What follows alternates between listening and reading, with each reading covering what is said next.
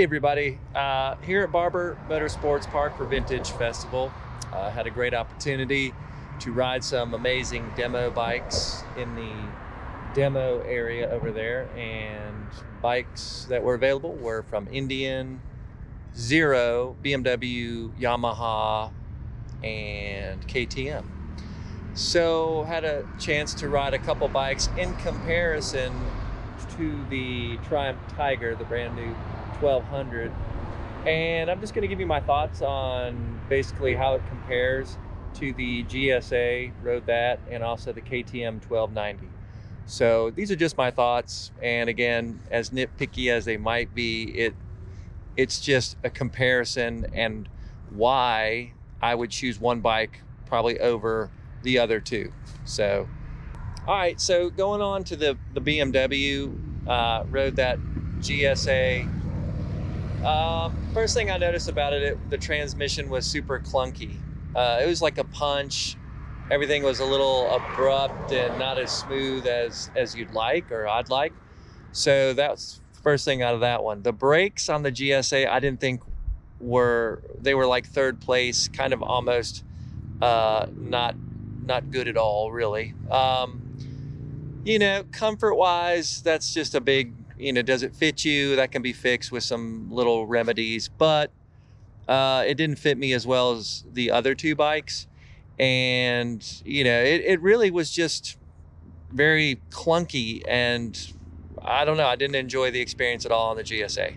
But again, we keep talking about what bike fits you, what you connect with. I talked to a bunch of customers today, or, when I was hanging out with the Triumph folks, and it's really about what bike fits you and what you connect with, how comfortable you are on it, what's your purpose with it, and does it make you smile, and so forth. So anyway, all right, moving on to the KTM 1290.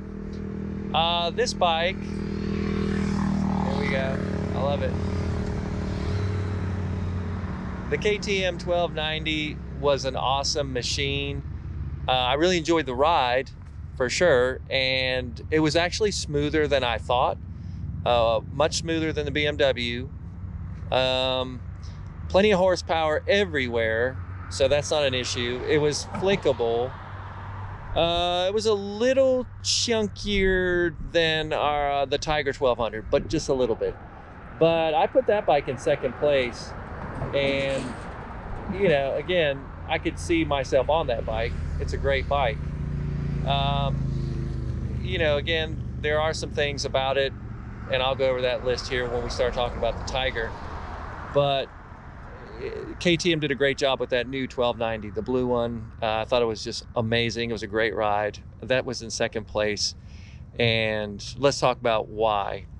The Triumph 1200, it checks the boxes I have that are important to me.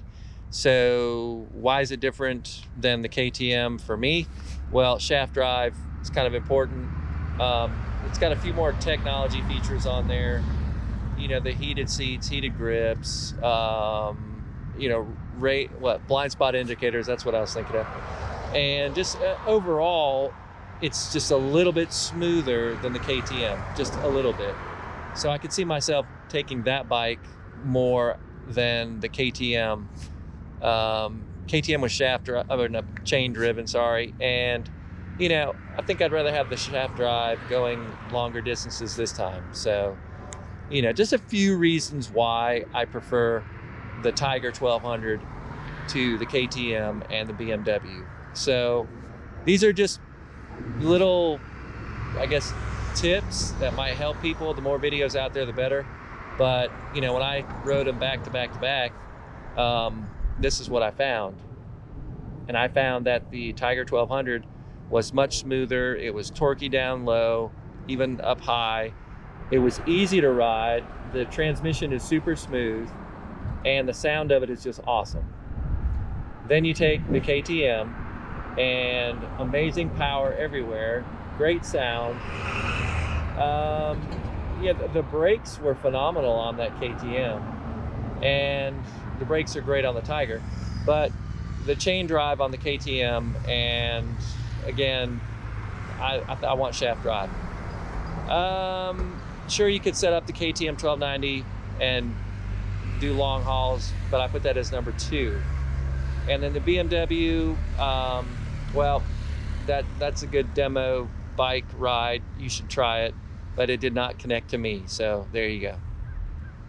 All right, well, it's time to wrap it up, and I hope this helps people. If you have any questions or comments, again, feel free. This is just my personal view on the 3 bikes after riding them back to back to back. So from Barber Motorsports Vintage Festival, signing off 2022. There you go.